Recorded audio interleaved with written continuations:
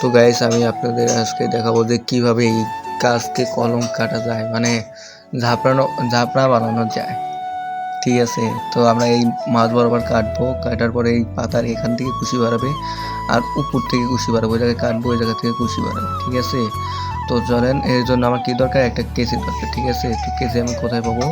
তো কেঁচি এই জায়গায় এখন আমাদের কেঁচি, এই জায়গায় কেঁচি কেঁচি দিয়ে মাছ বরাবর কেটে দেবো। দেখেন মাছ বরাবর কেটে দেওয়ার পরে তারপরে আপনাদের দেখো বাকি কথা বলতেছি। তো এখন আমরা মাছ বরাবর কাটবো। তো সেই মাছ বরাবর আমরা কেটে দিলাম। কেটে দেওয়ার পরে এখন আমাদের কাম হচ্ছে দেখা যে 1 মাস পরে এখান থেকে কিভাবে কুশি বের হয় এবং কিভাবে গাছটা মানে বড় হয় বা মারা যায়, তা আমরা নেক্সট ভিডিওতে আপনাদের দেখিয়ে দেবো। ঠিক আছে, তো এই পর্যন্ত আমার ভিডিও।